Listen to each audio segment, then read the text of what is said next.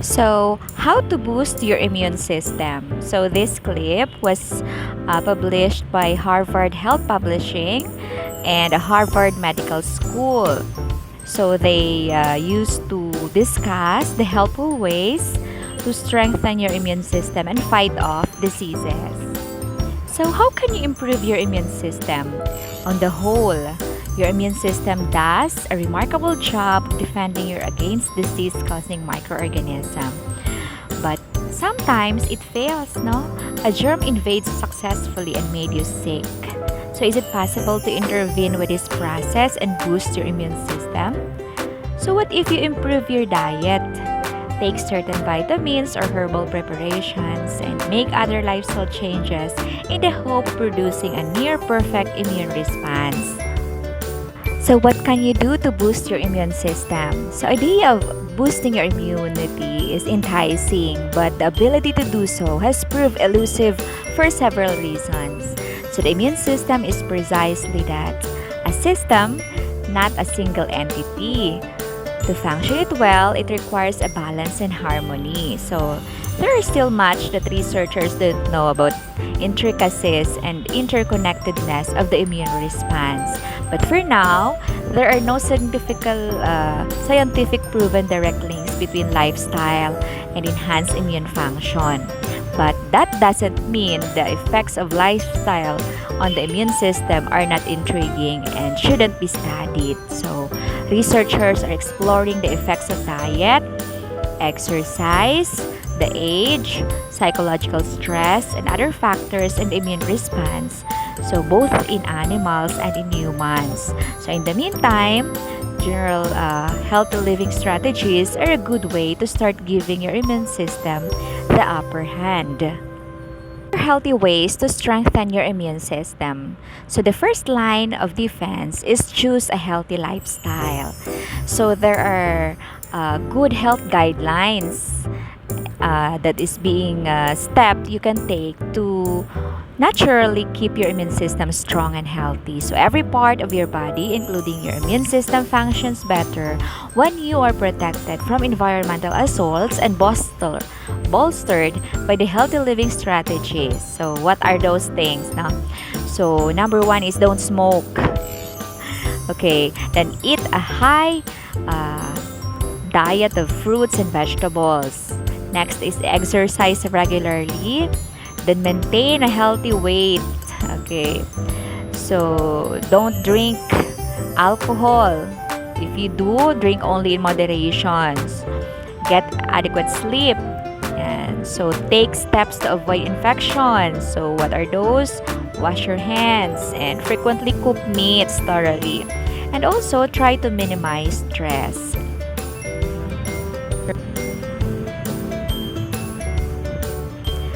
So, how do we increase immunity in a healthy way?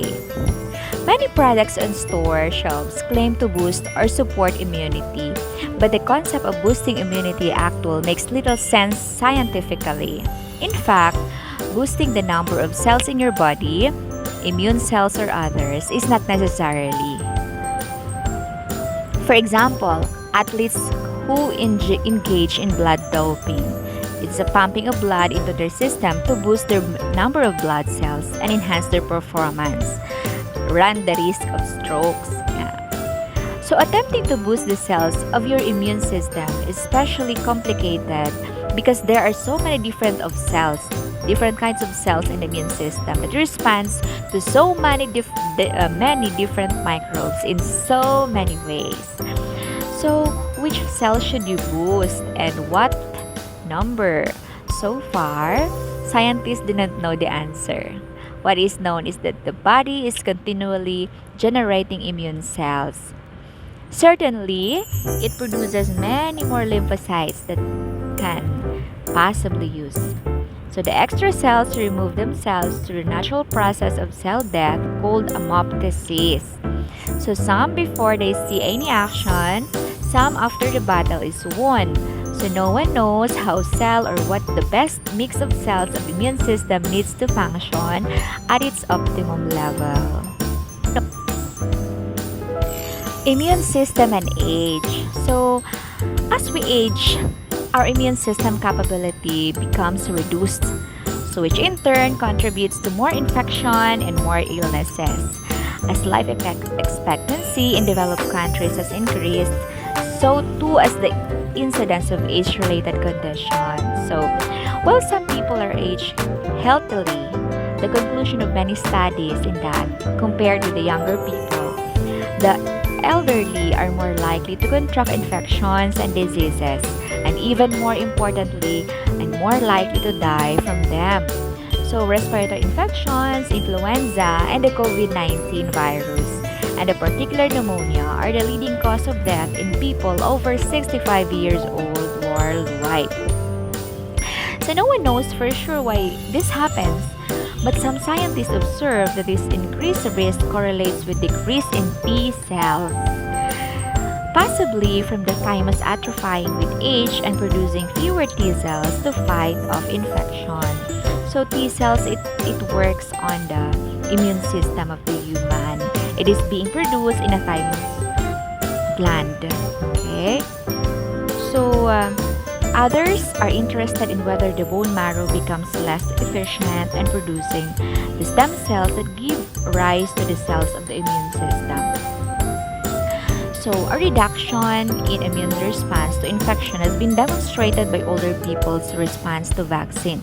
For example, studies of influenza vaccine have shown that for people over age 65, the vaccine is less effective compared to the healthy children over 2 years old.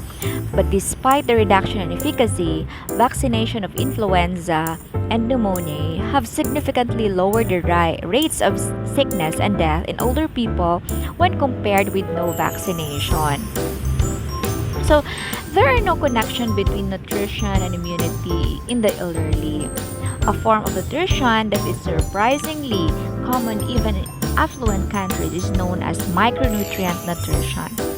So, do you know the difference about micronutrient and the macronutrient? So we'll discuss it the next time. So micronutrient malnutrition, in which a person is deficient in some essential vitamins and trace minerals that are obtained from supplement by diet, can happen in the elderly. So older people tend to eat less and often have less variety in their diets. One important question is whether dietary supplements may help older people maintain a healthier immune system. Older people should discuss this question with their doctor. So next is diet and your immune system. So like any fighting force, the immune system army marches into stomach. So healthy immune system warriors need good regular nourishment. So scientists have long recognized that people who live in poverty are malnourished and more vulnerable to infectious diseases. Whether the increased rate of disease is caused by malnutrition effect on the immune system, however, it is not certain because there are still family who are living in a poverty state, but they are healthy because they are practicing or they are consuming a lot of healthy food, a lot of vegetables, a lot of fruits, so that they could able to afford if they are living in a farm. So it is not really certain according to this study. So there are still relatively few studies of the effects of nutrition on the immune system of humans. So there is some evidence that various micronutrients here, the micronutrients and the macronutrients. No? For example, the deficiency of the zinc, these are the micronutrients, okay? The zinc, the selenium, the iron, copper, folic acid, vitamins A, B, C, and E, the fat-soluble vitamins and the water-soluble vitamins, alter immune response in animals as measured in a test tube. So, however, the impact of this immune system changes on the health of animals is less clear, and the effect of similar deficiencies on human immune response has not been assessed. So, what can you do? If you suspect your diet is not providing you with all the micronutrients, say you're not consuming or you don't like to eat a lot of vegetables, you have to take a mega dose of multivitamins and minerals that could bring you benefit in your health and beyond any possibility effects on your immune system. Okay? Improve immunity with herbs and supplements. So walk into a store and you'll find bottles of pills and herbal preparation that claim to support immunity or otherwise boost the health of your immune system. Although some preparations have been found to alter some components of immune function, thus far there is no evidence that they actually bolster immunity to the point where you are better protected against infection and diseases. Demonstrating whether an herb or any substance that for matter can enhance immunity is as yet as highly complicated matter. Scientists don't know, for example, whether an herb that seems to raise the levels of antibodies in the blood is actually doing anything beneficial for overall immunity.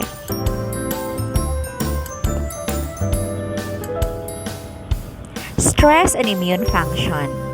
Modern medicine has come to appreciate the closely linked relationships of mind and body. So a wide variety of maladies, including stomach, upset hives, and even heart diseases, are linked to the effects of emotional stress. Despite the challenges, scientists are actively studying the relationship between stress and immune function. For one thing, stress is difficult to find. It is very difficult to define. What may appear to be a stressful situation for one is not for another. So people are exposed to situations they regard as stressful, or it is difficult for them to measure how much stress they feel, and difficult to the scientists to know if the person's subject impressions of the amount of stress is accurate. Really, because there are times that some situations are stressful to you but not to others. The scientists couldn't even find the accuracy on this. The scientists can only measure things that reflect stress, such as number of times the heart beats each minute, but such measure also may reflect other factors. Most scientists studying the relationship of stress and immune system, however, do not study a sudden, short-lived stressors. Rather, they try to study more constant and frequent stressors known as chronic stress, such as that cause the relationship with the family, friends, and co-workers, or sustained challenges to perform well others or one's work. Some scientists are investigating whether ongoing stress takes a toll in the immune system. But it is hard to perform what scientists call controlled experiments. In human beings, in a controlled experiment, the scientists can only change one and only one factor, such as the amount of particular chemical, and then measure the effect of that change on some other measurable phenomenon, such as an amount of antibodies produced by a particularly type of immune system cells when exposed to the chemical. In a living animal, and especially in a human being, that kind of control is just possible since there are so many other things happening to the animal or person at the time that measurements are being taken. So despite these inevitable difficulties in measuring the relationship to stress and immunity, scientists are making progress.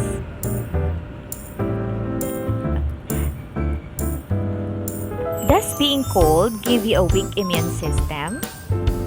So almost every mother has said it, wear a jacket or you'll catch a cold. Is she right? Probably not. Exposure to moderate cold temperature does not increase your susceptibility to infection. So there are two reasons why winter is cold and flu season. In the winter, people spend more times indoors, in closer contact with other people who can pass on their germs. Also, the influenza virus stays airborne longer when it's cold and less humid. But researchers remain interested in this question in different populations. Some experiments with mice suggest that cold exposure might reduce the ability to cope with infection. But what about humans?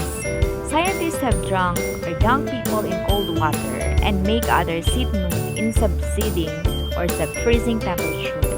They've studied people who live in Antarctica and those expeditions in Canadian Rockies. The results had been mixed. For example, researchers documented an increased upper respiratory infection in competitive cross-country skiers who exercise vigorously in the cold. But whether these infections are due to the cold or other factors, such as the intense exercise or the dryness of the air, is not known. A group of Canadian researchers that has reviewed hundreds of medical studies on the subject and conducted some its own research concludes that there's no need to worry about moderate cold exposure. It has no detrimental effect on the human immune system. Should you bundle up when it's cold outside? The answer is yes. If you're uncomfortable or if you're going to be outdoors for an extended period where such problems as frostbite and hypothermia is risk. But don't worry about immunity. Exercise, is it good or bad for immunity? So, regular exercise is one of the pillars of healthy living. It improves cardiovascular health, lowers blood pressure, helps control body weight, and protects against a variety of diseases. But it doesn't help to boost your immune system naturally and keep it healthy. Just like a healthy diet, exercise can contribute to general good health, therefore to healthy immune system. It may contribute even more directly by promoting good circulation, which allows the cells and substance of the immune system to move through the body freely and to do their job efficiently.